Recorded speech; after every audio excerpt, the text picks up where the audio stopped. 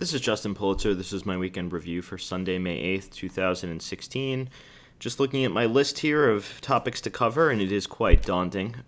We came off of a week with a ton of economic data and a employment number on Friday, which was sort of the crown jewel of the week.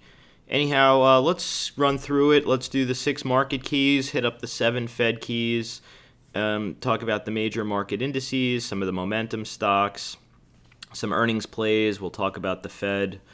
So let's start off with the let's actually start off with the Fed, since that's really what's going to be the coloring of this entire broadcast. So I believe that Yellen on in her speech, the 216 speech, was really a bit of a game changer, and in the sense that she talks about a bunch of issues, and some of those issues, I guess they had a little bit of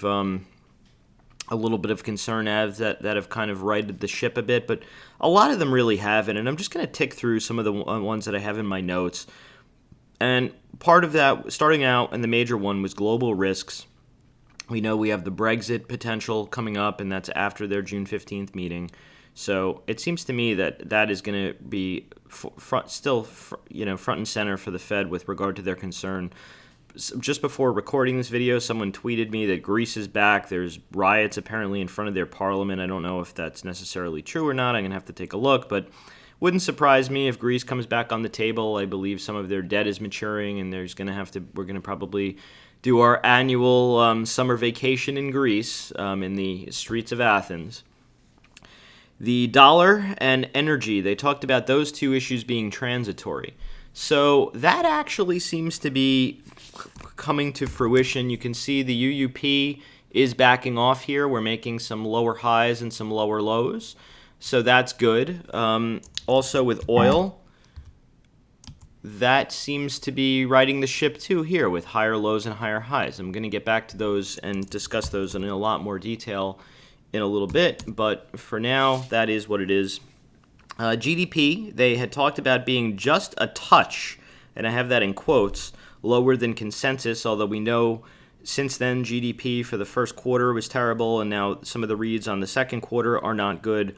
Basically flat to almost recessionary. I mean, we're basically teetering with regard to growth. It's very weak, certainly not the 2% or above that they are hoping for. They want to verify that the labor market is sustainable. We know from the non-farm payrolls from this past Friday that those numbers weren't good. You can see that the prior read was 215,000. They revised those numbers lower to 208,000. The consensus for this read here was 200,000, only 160,000. So that's a pretty big miss, and that's even below the lowest estimate of the consensus range. The unemployment level here was 5.5%. The consensus for this read was going to be 4.9%. The actual was 5%, so it was a little bit worse than expected. The private payrolls here, the prior period was 195,000 read. They revised that down to 184,000, so not good. The consensus for this read was 195,000, and we only came in at 171,000 actual, so that's pretty crappy again. Also, the participation rate, 63% had been the prior, and this one came in a little bit worse. So not that big of a deal there, although not good. The average hourly earnings that had been prior was 0.3% increase. They revised that lower, and this one came in basically in line. The average work week for the all employees, this to me, I really would love to delve a little bit deeper into this number, because 30 hours a week is the threshold for Obamacare for people being considered full-time or part-time. And you can see here, this is like kind of close to that number. I guess total corporations can't completely go part-timing, but I would venture to bet that the kind of the executive suite skew this a little bit higher, and the lower down, downstream employees are probably at or sub 30. So that's the employment number. This is not a good report by any means. A couple of highlights though. The government and retail jobs were down. I talked about retail being a lot of part-timing. Doesn't surprise me that those are peeling back. Plus, we know there's a shift to online with regard to Amazon. The mining jobs, again, really terrible. Business and professional services had a bit of an uptick, as did manufacturing, apparently, although that was a little bit contradictory to what we were seeing in the ISM read this week, where we had a bit of a mixed situation there, where manufacturing had been down, and then services had been a little bit better. But, those are contradicting ISMs. To me, that's more confusion, which goes into the lower for longer type of a thesis.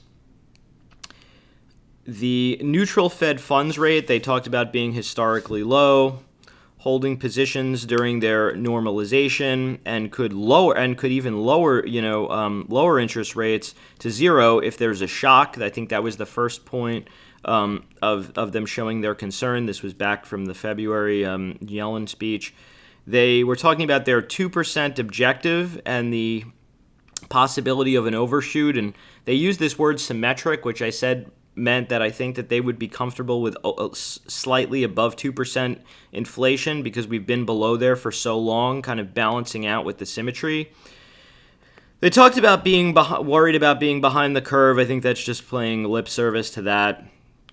And they had also talked about the risk outlook being balanced to down, meaning they were worried about this type of a situation, that things were going to get worse. And they talked about they're surprised that there wasn't a larger pickup in wages. Now, that plays into my other theme that I talk about with you guys quite often, and I know has been poo-pooed. I've only heard once briefly last summer. I was actually in a car, and I was listening to, I think it was either on CNBC or on Bloomberg or one of these, and it was one of Yellen's testimonies, and she had mentioned technology and AI. And I think that the Fed doesn't really understand that there isn't necessarily, we do have cyclical issues, the ebbs and flows of a business cycle, but I think that there's a larger theme playing here, and that is with regard to artificial intelligence and automation. And companies are able to avoid paying human beings, things like unemployment compensation, healthcare, 401k packages for, I know this is a sticky situation, but maternity leave, all kinds of stuff. Machines can work and work and work, and they're a lot cheaper to repair and to maintain than human beings. I don't care what your political, ideology is here. This is real, and it's happening, and, they're going to probably try and do regulations and stuff to prevent this, but that, to me, that's only slowing the inevitable. The world has changed. I'll talk a little bit about that with regard to Facebook and some things that I've noticed with regard to social media and jobs there. So, so that basically is the story with the Fed. While we're at it, maybe we'll just flow into the Fed keys and then hit up we'll go in a little bit of reverse order this time. I talked about the jobs numbers not being good. The GDP, the Atlanta Fed, we know that they lowered the other day. Not good. That plays into the lower for longer thesis. I talked about the ISMs being mixed. The manufacturer, it's weird because in the NFP number there was a little bit of an uptick in manufacturing, and in the ISMs it was sub 50, which is a recessionary read. Services were a little bit better. PMIs we know have not been great. Durable goods have been kind of there had been a bit of an uptick a couple of reads ago, and I talked about people maybe buying some toasters. These reads are very sensitive. The Fed has to know this. If they start hiking interest rates, the engines that have been holding this up with regard to housing and autos will be a major problem. And I already think we're in peak autos, so raising interest rates would make that situation considerably worse. We know that the Fed is involved with watching the S&P and the high yield department. We'll get to that shortly. Let's flow into the market keys here. The VIX here is struggling. It had looked like it was trying to get into a period of higher implied volatility. It's now looking like we might be in one of these jobs. It fell out of the channel. It got kind of down to these reference lows. It's had some pops, but the backside of the channel has held. We're below the 50, although above the 10 and the 20-day moving averages. So, I would say that the real risk for volatility is always, of course, a larger spike. but it seems like we're in one of these kind of more mild periods here with occasional spike ups, but within kind of tolerance range. I don't really start paying much attention to VIX pops until you start getting above 25s and 30s. That to me starts getting to be very scary territory, and you can see that scary territory, the end bounds, have been holding things back. That said, we are in a bit of a stochastic uptick, and there could be some increased volatility. The dollar doing the devil's work, right? We had this really, really big run up in the dollar. I had cited a consolidation range. Moves below have been unsustainable. Moves above have been unsustainable, although sticky. Now we are getting more sticky moves below, which is good, with lower lows and lower highs. This just got way overstretched, and I think is due for a bit of a bounce. To at the very least, I may want to see a 50 MA touch. We'll see. I'm sure you'll get everyone crazy if that happens, but the dollar seems to be calming down, which I guess gives the Fed a little bit of room if they want to start, they're hiking. But like I talked about, growth is really slow, and now, their major major post they've been hanging their hats on here, employment, is looking crappy. So it seems to me that the Fed is probably going to be on hold for quite a considerable amount of time. I was trying to pull up the CME website earlier with the probabilities of Fed hikes. I believe they're all below 50%, and it's like just maybe 51% in December. So it seems to me, and that had been down considerably. It had been well over 60 this time last week. So it seems to me that global risks are now picking up again, although that was conveniently kind of downplayed in their most recent statement. The one I was just giving you the highlights one was the real true Yellen statement when she had a press conference. So it seems like that's going to come back on the table in a big way. I think we have some China numbers coming out tonight, so those could be a little bit iffy as well. Gold showing the dollar might be having really truly peaked. We broke this downtrend. It's been in this consolidation range, and now it's above the last highs. You had a bit of a look below here, still well above the 10-day moving average and consolidating above those highs. So it seems to me like gold might want to press higher. I'd be interested in buying some dips here. I don't really love chasing, but if you must, you could, I guess, be long against the 10-day. That seems like it seems like it held here. It wouldn't surprise me to see a bit of a deeper pullback into the 50. We can see how important the 50 was here.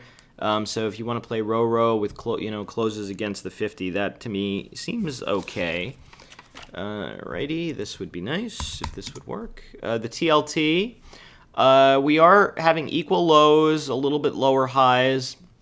I've said for a while, though, you don't really need to see the TLT completely ramp for the markets to roar. I don't understand the media. I guess they didn't take finance classes. I posted a link about the weighted average cost of capital. I've talked about it long enough. If you take a few minutes, I'll post the link to that in the description below. So if you expand the description, and you'll see a weighted average cost of capital, you can use that link to kind of go through it.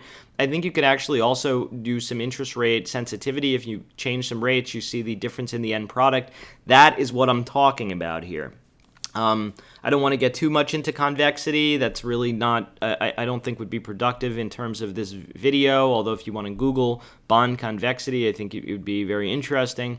But the point being is that the higher bond prices go, the lower interest rates go, and that demands a PE multiple premium on companies. That's why Coke is trading at a PE multiple close to Google, just all to chase a 3% yield. I went over that in another video. I don't want to be too redundant here, but you see stocks that are slow growth, slow growers, trading at more than normal multiples, and that is because of the bonds, the Fed, the zero and negative interest rate policies that central banks have globally. We all know that ends badly, but this could take years to end badly. We know that the Fed has talked about not reaching their inflation targets for maybe 2 to 3 years. So that means that they could be staying on hold, and prices of these companies could be staying, elevated for a while. And if you're short, you're stuck paying that dividend and dealing with potential price increases. round and round. It's sort of a game of musical chairs, but the music could play a lot longer than people might be able to stay solvent. I'll tell you. The markets also, on that same token, could stay irrational longer than you could stay solvent. So I know bears get very dogmatic, but I will say this, that, the timing there is a time for everything on Wall Street, and it doesn't necessarily happen when you want it to happen. So that's my takeaway on that. A little bit of a cause for concern, I wouldn't really get too nutso about it though, is the HYG. Would be nice if the chart would load when I'd want it to. It's not. We'll give it another second. If not, we may have to do something else. Here we go. Took a little longer than I'd like.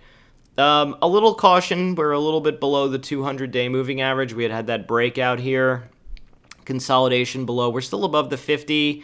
And a lot of this, price distribution, we kind of got into a bit of some reference levels. It doesn't surprise me there's a bit of a pullback. Some of the warning signs, though, I had talked about this rising being good for European banks, because this to me was showing that the tides of concern with regard to like high yield overextension and loans and possible commodity exposure, the tides were receding. You had a bit of a pretty large pullback in Deutsche Bank, for example. I've been long this one. This week was not fun to sit through. It's funny, when I got long, I got the pop I was looking for right away, but it's now coming down a bit. It's still in a bit of a consolidation channel. You have higher lows and lower highs, so something's going to have to give here, either a big breakdown or a big breakout. I don't know which way it's going to go, but I have good trade locations, so I'm sort of sticking with that trade. The idea here wasn't necessarily just for a few day trade. It was to possibly have great location near lows, potentially for years. So I'm sticking with that trade a little bit. Although if we start losing this consolidation area, I will be out. Yeah, so that's the story. With Deutsche Bank, the same thing goes for like Credit Suisse. Also getting close to the channel low. I think this would be a good area for right or right out trades. You do have their earnings coming up, so we should probably get some resolution on that shortly. The American banks are also behaving, I guess, similarly. They've had a bit of a pullback. JP Morgan is still within its uptrend, still above the 50-day. I think that these things just ran a lot, and they're just kind of coming back down to retest some of their breakout levels. You're still above the gap here. I would be a buyer or a put seller near the gap fill here, and the trend and gap fill for right or right out play. Actually, I'd probably not do puts for that. I'd probably do shares. I just don't think that there'll be enough juice in those puts. But so far, that diamond bottom is holding. We're seeing higher highs, and up until this point, higher lows. This to me just looks like a retest of the breakout in here. Hadn't really planned on talking about those stocks right here, but why not? So that's that. While we're talking about the commodity, with regard to oil, which we all know is so important to the market, these charts are just taking a while to load. Sorry, just bear with me. Maybe they're doing some maintenance or something on the server, or I have a not so stellar internet connection. We'll have to see. All right.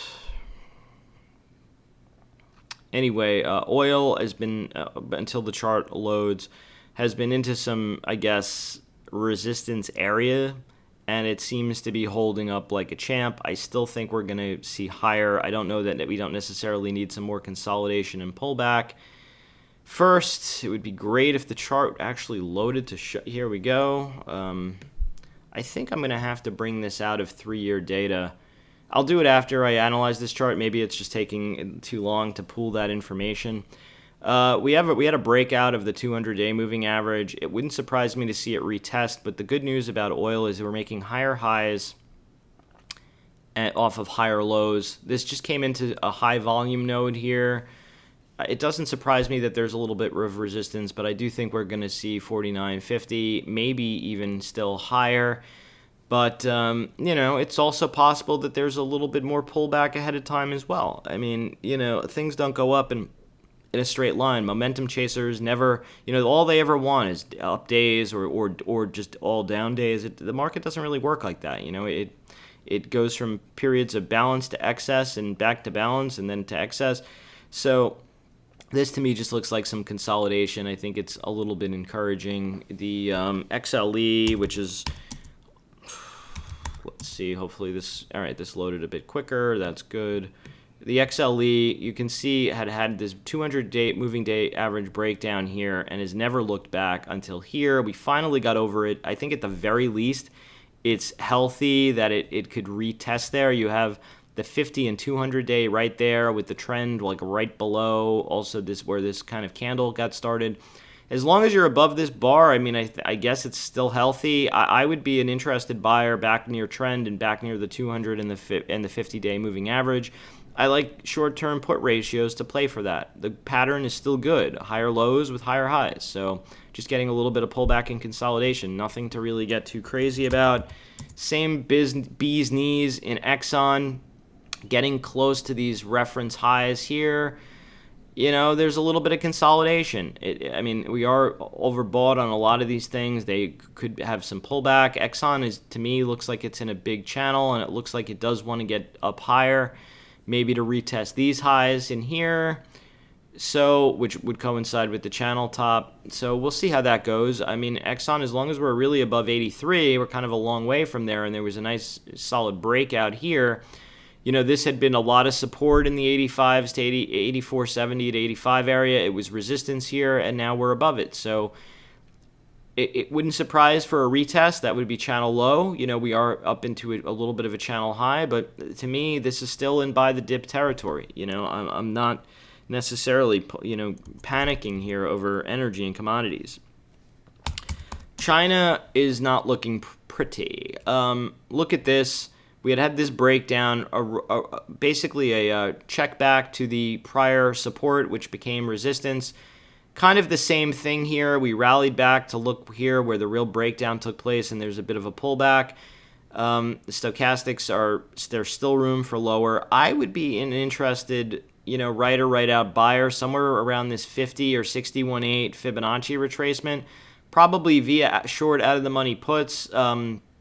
We did break trend. That isn't the best of news. China is an important market. If it starts getting cascadey, we start not liking that. Like I said, we have some data, I believe, coming out tonight, so this could be a little bit iffy, although I would probably use that move down, which this has been clearly anticipating, to sell those puts, particularly if it's like right into the, you know, into this pocket here near the 61.8.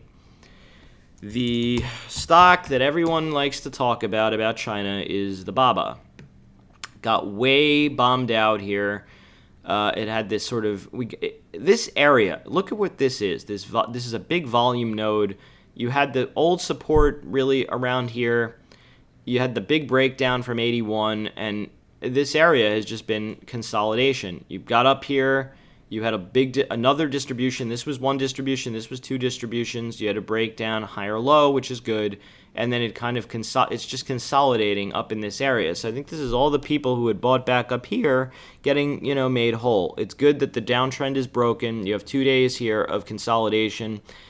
I would say let's use the earnings gap day. Anything above 79,894, you can try right or right out long, although be mindful there, you know, you're kind of into the thick of this distribution and it could take some time to play out.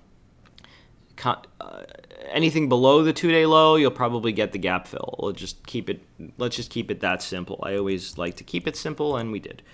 IBB, this is a horse of another color. This to me is just a really nasty looking chart. You have one wave, you have a second wave, and potentially the start of a third wave.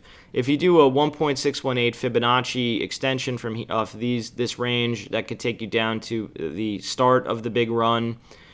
I don't know that happens, but I don't know that it doesn't. I can tell you this, that the breakout was at 275.40, and you have some reference breakout from this kind of consolidation here between 271.77. Anything below there to me is iffy and vulnerable. We broke this trend. It's coming down into some reference lows. I would say that considering how hard and fast this has come down, that these lows probably hold at the very least for a short bounce. I don't know if it's going to be as high, and then maybe you get the follow through. So it'd be kind of like one of these jobs, come down, bounce, and then continuation. I'm seeing similar thinking in Gilead. You've come down so hard and so fast. I think you got a lot of people excited. I was sounding the caution bell once you've had a slow grind up to a gap fill. Sometimes it pokes out a little bit. This was a downtrend break. I think a lot of people got sucked in here. This was a high volume node, and this is broken quite hard. But now look, you have 1, 2, 3, 4, 5, 6, 7, 8, 9 days. 8 of the 9 days have been selling days. Mostly this day was selling too. It didn't even really, it did close positive, but not so great. I think if you come down into this area, right where we are, between 84.88 and 81.89, I would love a little move lower, maybe even a little scare below, but I think people will be making the same mistake buying up here. I think people down here will be making the same mistake that the people who were buying, selling down here, that the people who were buying up here made on the way up. You had multiple days, of rally up, and this was chasing. Now you've had multiple days of selling down here into reference areas, and it'll be, chasing the short or oversold. So if we get down here, I'll be looking for some type of a right or right out long for like a smaller bounce. Not to get, not to fall in love, so to speak, but I do think that there could be a rally back, maybe even to near these lows. I would like maybe selling some near dated out of the money puts. I think that play works out quite well. But IBB in general, we all know Trump, Clinton, and Sanders are all looking for more regulations to limit profits and pricing on these drug companies, and that means lower, R&D budgets going forward. It just seems to me that this industry is at peak earnings, and it could be vulnerable to, everyone talks of, Gilead is only trading at 7 times earnings. The problem is, if those earnings get cut, by a huge percentage, the stock looks very expensive. A lot of people don't realize when industries top out, it's not when they have very expensive PEs. That's usually, believe it or not, when they bottom. They top out when they have low PEs, because that's when they're at the peak earnings. And when the earnings come down, those PE multiples that look so cheap at one point wind up looking really expensive later on. Trust me, that is the case. I'll debate any guy who wants to say otherwise. SPY. Alrighty. We cut right to the quick here. So we had this what looked like a mountain, a big rolling top. You had a bounce higher, came back down, higher low. This was sort of the, I don't know, I don't really even know how to describe it. Maybe the snapback rally, consolidation, another breakdown. This really should not have come back down here. So again, this should have kind of been it, and it could have, if the market was going to be great, launched out. I was a little concerned up here. I have been talking about this 210, 211 being a problem. And sure enough, we came down pretty hard. All right, so there are some issues. This did hold. You have a lot of holding down here. You've had 1, 2, 3, 4 tests down here. It held. This came back up here. This should also not have happened. If the market was truly bearish, which this breakdown here, once you took out this level here, this gap down and this is very, very bearish action. Yellen, I believe, was the game changer in this scenario. She came out really, I believe, when was the Fed? 216-ish, I believe. I want to say that was really, I guess, these moves. That was the game changer for me when the Fed really came out super duper dovish, and I think that we're back to the same stuff we were back here, quantitative easing, easy Fed. I just think here this ran too far, too fast into some reference resistance, and we're getting a bit of a pullback. You can see the stochastics are rolling over a little bit. The good and bad news here. So the bad news is of course, is that we are in a bit of a down cycle with lower highs and lower lows. The good news is that the character and pace of the selling has been begrudging, lethargic, and on very weak I shouldn't say weak I guess the selling has been weak. The internals have been okay, other than one day, which was pretty bearish. All of these internals are like maybe 3-to-1 negative is the worst. I think the very worst day might have been, I forget which day it was, but it was like 8-to-1 negative. It was pretty ugly. But other than that, and that righted the ship by the end of the day, that really righted the ship also. We are holding, we really, to get bullish, to be, be on more terra firma, you need to really be above this day. This here was, I think this was the follow-on Yellen speech with the presser. So we meet that criteria. We are closed above there. We also are above the 204.12. Look here. You had the close below here that Friday. Was that Friday or Thursday? Friday was down, and then you had the flash crash. Rallied back up. Here, look what happened here. The next time we had the comeback down, it was a close below 204.12. That led in a nasty gap down. They tried to buy it back up, but the selling pressure became too much. This area has been tested and retested, and all of these days here, these down days, these all felt like a lot of these days with this like very middling breath. They were selling the market off with positive internals. Here they were selling the market off with like, or barely negative and positive or barely negative internals. Same kind of thing here.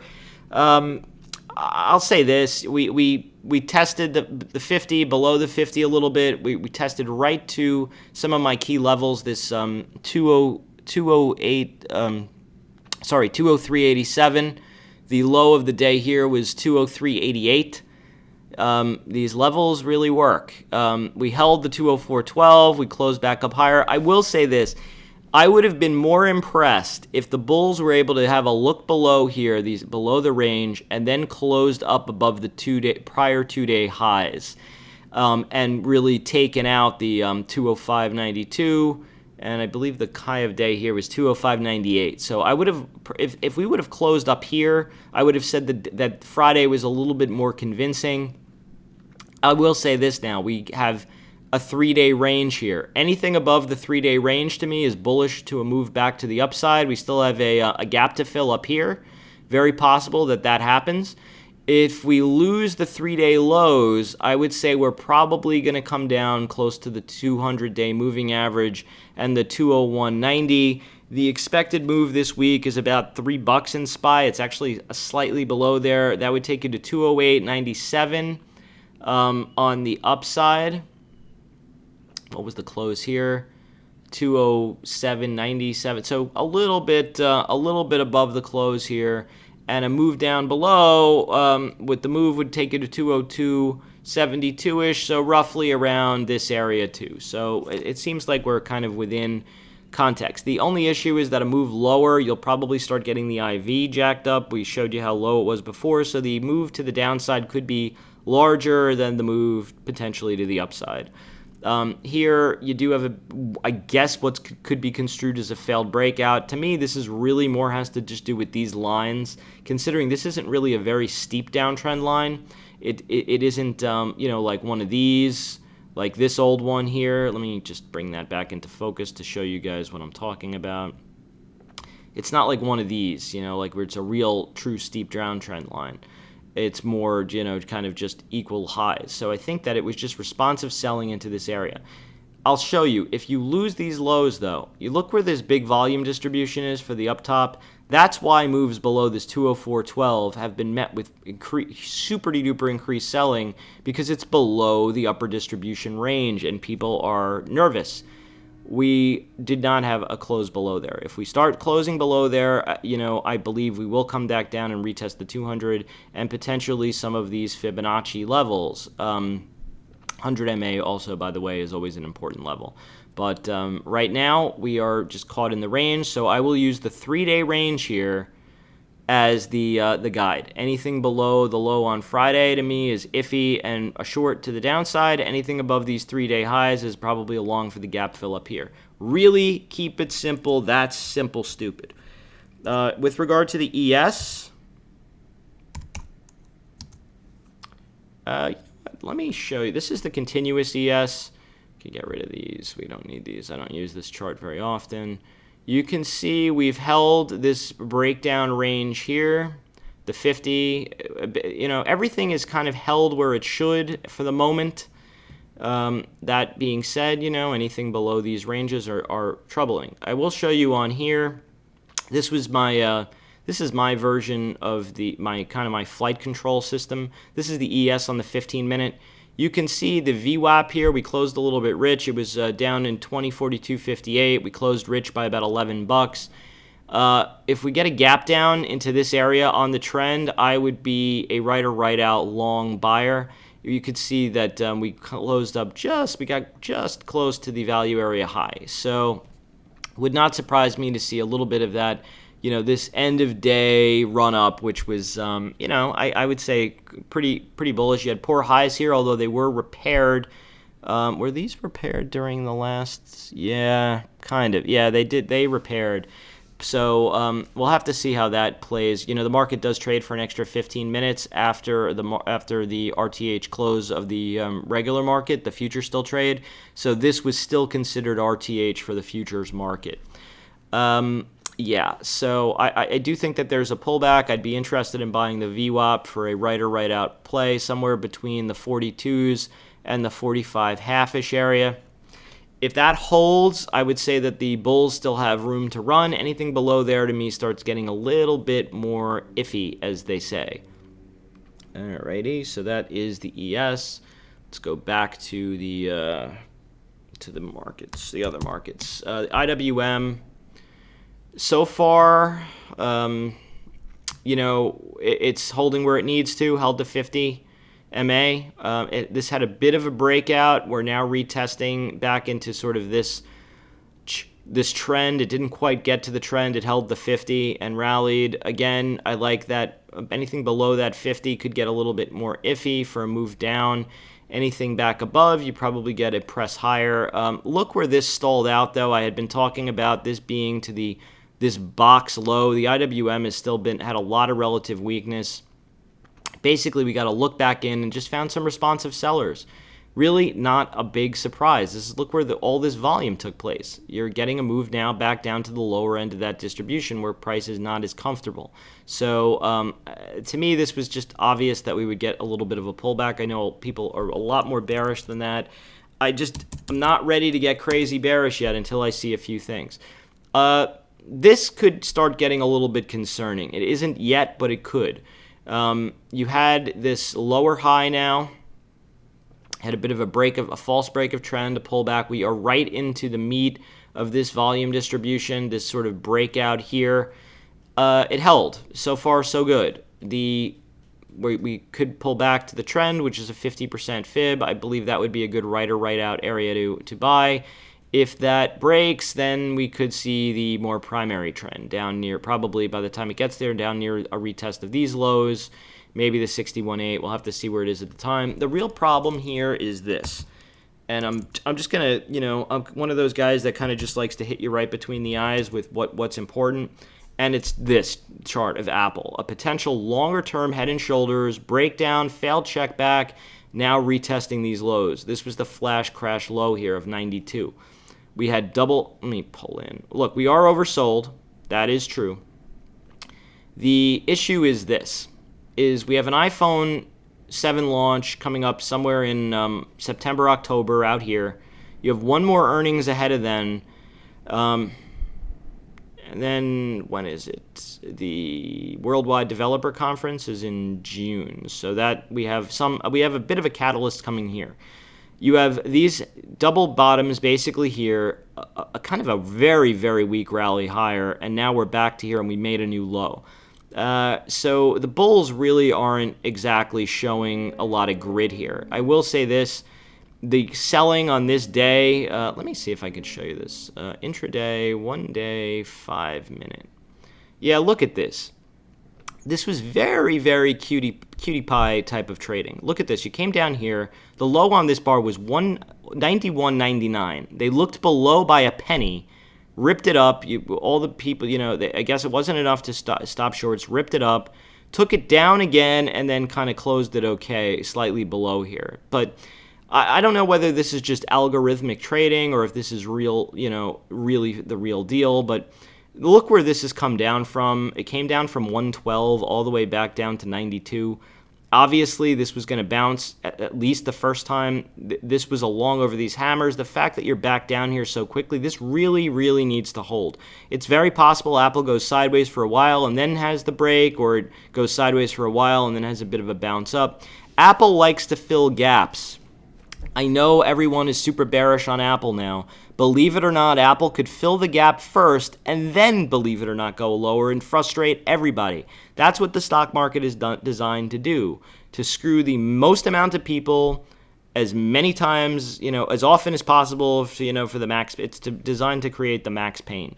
I still think there are a ton of people long Apple who are in the hope and pray camp, please come back. But I will warn you, if this does break over these, this sort and forms a bit of a W pattern, I do think you'll get maybe the full gap fill. Anything below these lows, you can, play short with, trailing stops anywhere, above prior day bars. But, after all this move down, I'm more in the camp of looking to kind of play right, maybe put ratios, or looking for buys down near this 85 and primary trend level, which will probably, by the time we get down there, get very close, between 84 and 85. That's also a much longer term 61.8 down near the 85s. Bigger picture Apple, let me just show you 3-year daily. You could retest, believe it or not, to somewhere between 70 and this 75, where the big run really took place. I know it sounds crazy, but stranger things have happened. But I'm going to just use the big kind of uptrend here and the 61.8 as where I think we could potentially go at least short term. So, if these lows do break, I'm fully embrace a right or right out short, or playing put ratios or even a put spread. I don't think there's enough juice to do the put ratio, which is when you buy one out of the money put and then one at the money put, or one slightly out of the money put and then sell 2 times as many down here.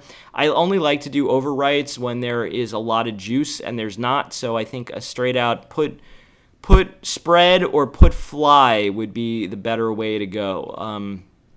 Or if you aren't comfortable shorting, just wait for a move down here and then kind of buy the dip. I'll probably be selling puts or right or right out with shares down there.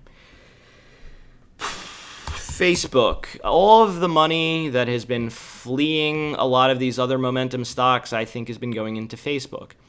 A little caution, we are getting close to the progression line. Oddly, this is one that shows it in the 116s. It sometimes shows it up here in the 118s. But you can see as we get up into here, moves above that line become increasingly hard to sustain. I do think that this thing is headed to $130. I just don't know how playable that will be. There could be chop and pullbacks and plays before then. However, as long as you are within over the 116s, which is the low of this bar and clearly the breakout here, I guess the play is still long. I was talking about jobs in social media. Most modeling agencies are very demanding of their models these days. They require them to be on Instagram for the most part, and they require them before they'll book them really on any major, jobs and start, putting them out there. They need to have 10,000 subscribers or more. Very, very old and amazing marketing tactic that every bar and nightclub in the world knows. If you get the girls, you get the guys. So you have all these gorgeous models posting tons of photos, and the Instagram, and that's all on Instagram. And obviously, you got the girls, so you get the guys. Their growth rate has been phenomenal. I know there's a lot of talk about Snapchat. I just don't see Snapchat being mature enough for your parents to use yet, or anyone who's outside of a teenager or people in their early 20s. I futzed around on there. I just don't see the use of it. I mean, for me, I know when they created it, it was to send naughty photos to people, which is something I'm definitely not into. So I never really got into it. I see all these videos of people posting themselves with sticking out their tongues and the dog ears. I mean, who cares? I mean, if you're going to be a brand manager, is that really where you're putting your money? I think more and more money is going to flow into Instagram. And there was an article I read this weekend that talked about Lindsey Sterling. I don't know if many of you know who she is, but she's a musician and she kind of built her whole career. I think she was on You've Got Talent or one of those shows, but she's a violinist, like a hip hop violinist or whatever. She had made like $6 million posting videos on YouTube. They're highly well choreographed, highly well produced, and she's not signed with any real label. She puts out her own albums, and the girl is making millions and millions of dollars just posting videos on YouTube. I know there's a whole group of girls in Southern California doing the same things, like the Taryn Southerns, the Brittany Furlons, those types of people. If you don't know who they are, don't worry about it. I just do a lot of research on this stuff, probably more than I need to. But hey, if you're gonna, kind of stake your, your big trade being on Facebook, you better know this kind of stuff. So it just seems to me that this is a cottage industry for millennials, people who might not normally be, I'm not going to talk about talent level or whatever, although some of these people are very talented, believe it or not.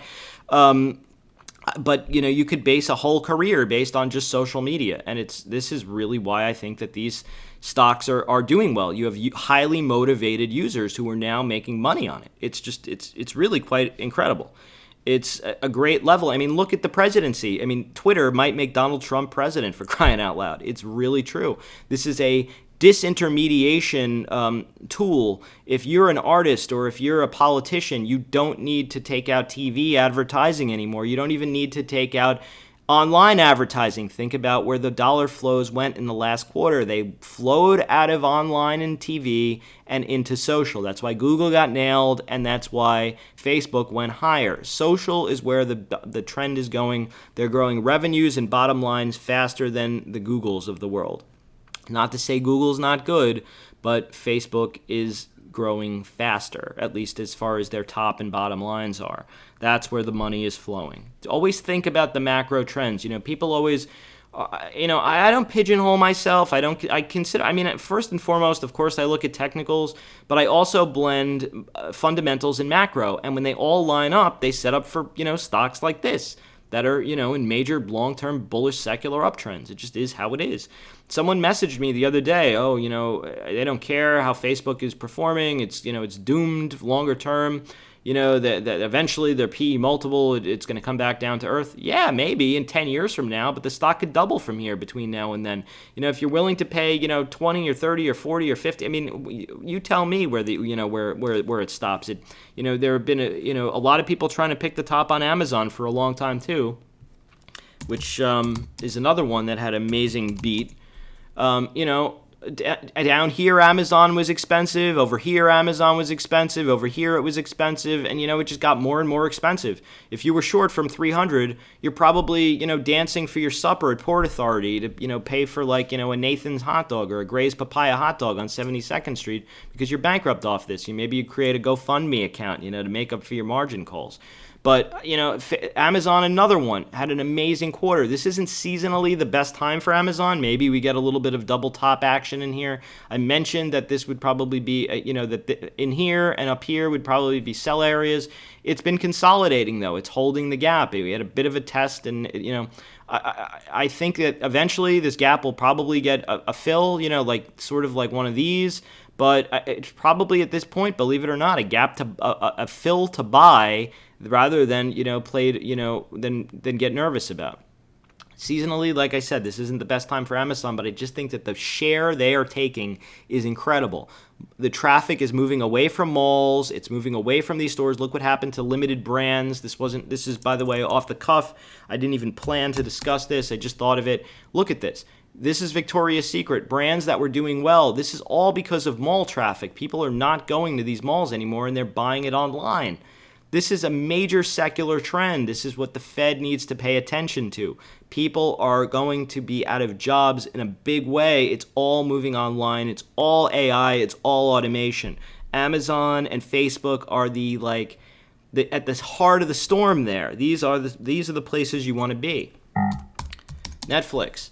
All right, so this one is getting a little bombed out stochastically. It could technically go a little bit lower since the second line is just breaking, but it does have a bit of a double bottom here now to play off of. So again, if you could get above Friday's high, particularly these 3-day highs, I think with these stocks they've come down a lot. It could come down further, But before they're in major danger of stranger danger, major danger of collapse, I do think they'll all have at least attempts to try to fill the gap, at least partially, or at least come back up. That's just my experience with all of these stocks, that, you get the move down. Sometimes there's even more, but eventually there's some type of a grind up. I think 99 to 101 would be a good sell area if you're playing long, or, an area to try right or right out short. I am probably at this stage, after this many days of selling, probably looking to be more of a buyer on dips or on a break back up, for at least for a play, than to short, and then maybe short, near that kind of gap fill. Google, I talked about I think the cars that were parked in front of Google are probably getting parked in front of Facebook a little bit more now. That said, it is starting to get oversold. I would be a buyer down near the channel lows. I think that this could still see 680s. It is having a bit of a bounce. Remember what I talked about, these stocks trying to rally before a move back lower. But I don't mess with Google in between. In the in-between space. I like to short it at the channel high, and I like to buy it at the channel low, and that's the way I roll. Wow, I'm kind of rhyming today. Microsoft, all right. This has a bit of a double top in place. I think this is destined to see 60, which was the 1999-2000 peak. I don't know that we don't need to see 46s first. I'll show you this. I showed you how Google was already back up above the 200 in the previous chart. Microsoft just looks like a bit of a bear flag here. I do think that this is going to rally at some point. I just don't know that it's not going to break a little bit more first, but I am looking to buy this. I would ideally like to buy it a bit lower. A little caution if it does break the 48s here, because then technically that would be a confirmation of a double top. That's just technical 101. If you have two equal highs, basically, and you break the swing low that separates them, which would be here, you basically have a confirmed double top, and that would not bode well for the Qs, the Microsoft, or any of these big techs, in my view. Tesla, I hate to be an I told you so. I said 265 was the area to sell. It did get 269. We are now coming back down.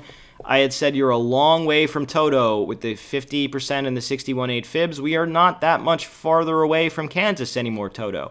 I would be interested in selling out of the money puts or buying some right or right out shares, particularly near this 61.8, somewhere in between the 190 and the 183. I think 191 for some reason. Yeah, that area. I'd be into selling some out of the money puts here, considering how far and fast it's come down. And I love when it gets steep. I know a lot of people, it scares the bejesus out of them.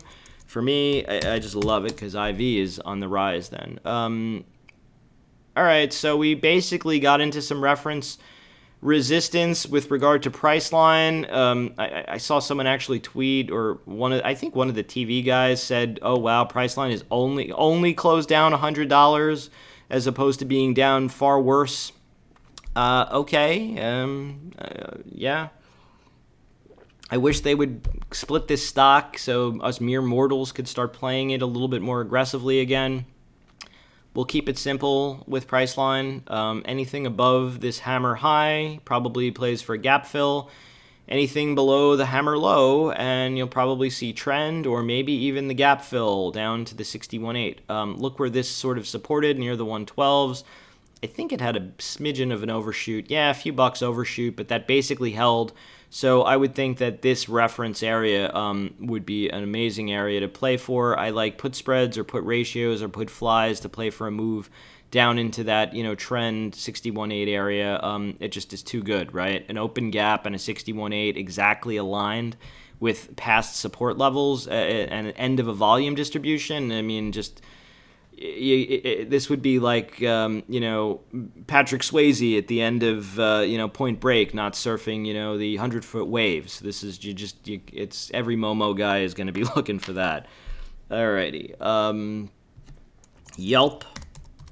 I hate to be an I told you so, but, I said this was looking like an inverse head and shoulders. There's actually a tweet out there. I reposted it. I don't have it handy for this video, but I said it was looking like an inverse head and shoulders and a cup and handle, and wham, we got it. I said I've been looking for 25s, actually 25.62 exactly. This went even higher into 26s. I'll tell you, a lot of these stocks that have reported have been kind of one-day wonders. This to me looks a little professional gapish, considering it was a gap over the 200 and go. So I do think longer term YELP is going higher, but I am a little on guard first chasing it. I'd like to see the best scenario for me here would be like some mild consolidation bars, some small dojis, just some sideways listing action, and then after like a few days, a move over the high, and then it keeps going. So I'm into kind of booking some profits into YELP at the very least. I think if anything got back below here, the trade is completely negated, and you probably filled the gap pretty quickly. Fitbit, I talked a little bit about this in the weekend review video. I had been long. I bailed on it because I saw the open interest. I was planning on showing you this, but apparently I deleted my screenshot. Way to go, JP. Basically, everyone was loaded up in calls, and there were a few in the 15 in the put area, and this to me just looked like it was going to go lower based on that. It wound up being correct. You had a gap and go below the 50 MA. You're now below trend. If you're a short, you're probably looking for a retest of the old all-time low. These lows here, 1293, the low here was 1296, so I think somewhere between 1293 and 1191, if you want to be aggressive, you could maybe sell some out of the money puts or do a right or right out long trade. The problem for me with Fitbit is it's kind of a commoditized product. I happen to like it. I have the scale and I have the Fitbit. I use it. I like the product. I just don't know that Apple isn't going to eat their lunch. They've already lowered the price a little bit on their iWatch. I know that that's a big barrier for people to buy it, but it seems to me that Fitbit may have a little bit of an issue. They had a great quarter. I think they're trying to do this under promise over deliver thing, and they've done that the last couple of quarters. But that guidance was terrible. I wish that CEO would just shut his face. He's ruining their stock. This probably would have been up if they wouldn't have given that really crapola guidance. So it was like a beat and lower, and forward guidance is a thing. It matters. Anyway, that said, down here I'd be interested in right or right out. The silliness. Let's end on my least favorite stock and CEO maybe ever is GoPro. I remember all of the fighting I had with people for a long time saying this stock would go to single digits. And my problem with them is that they have a product that is very expensive. I mean, the cheapest cameras are like in the $200 range, and their CEO prematurely unlocked stock, similar to the FireEye guy, who I'm glad is finally gone. I never liked that character. But Woodman here, the analogy I gave, this reminded me of the Japanese Navy I-400 fiasco. I could actually get quite detailed into the World War II era Pacific battle. I could probably do an hour-long video on it, believe it or not. But I'll keep it simple here. The Japanese decided to come up with a amazing submarine, a double-hulled submarine that would basically be an underwater aircraft carrier. Yes, they actually built this thing. There were two of them that came into service, but the problem was they came into service at the end of World War II. They could carry 3 planes that could carry 1 bomb apiece, and their plan in the early 1940s was to hit East Coast and West Coast American cities and create some fear and maybe get the U.S. to the bargaining table. The problem was after the U.S. killed their naval commander, which they didn't admit for quite some time. These boats were delayed so long that when they finally came into service on their maiden mission, they were basically surrendering to American and Allied forces because the battlefield in the Pacific had changed quite dramatically, and where this would have been an effective strategy in like 1942 to 43 and 44 and 45, really, when this happened, it wasn't an effective strategy. Now, how does that apply to GoPro? GoPro has hitched its horse to drones. They have a delay. Woodman said that they were going to come out with drones even, they thought they were going to launch as soon as, this week. He didn't know that they were going to be delayed. So my fear with them is that they push these drones back further and further and further, and by the time they come out, they're irrelevant because of so many regulations that people really won't buy drones en masse. They're probably going to be expensive in the beginning, and there won't be mass adoption early, and then by the time it gets to mass market, the FAA or local municipalities will have so many regulations on these things. You might need licensing for them. You might not even be able to fly them. Who knows? They could even be outlawed. I'm sure there'll be all kinds of privacy policies, concerns with commercial aviation. So the growth that these guys were planning on that was really important isn't going to, they'll be surrendering to the Allied forces before they even, basically on their maiden voyage. I really just don't understand how the GoPro business model it will be a success. There's no upgrade cycle. There's no subsidies. Yeah, I get it. It could be bought when you factor in the cash on balance sheet. It's not a crazy expensive stock, but I just don't understand who would buy them out. I mean, Cisco bought Flip Camera for $600 million, and in with like a year or two, they were basically out of business. Anyway, that's my story. I'm sticking to it. Wow, we went an hour. I was really hoping for a quicker video, but it's going to go up sooner, so I guess you guys could watch it. If you like the video, hit the thumbs up. Please leave a comment in the section. You guys are the ones who help me make the videos better. And if you're not following me on Twitter, please do so. Please hit the subscribe button here also. You'll get notifications as soon as videos are posted. Anyway, I'm signing off. That's my story. I'm sticking to it, and cheers.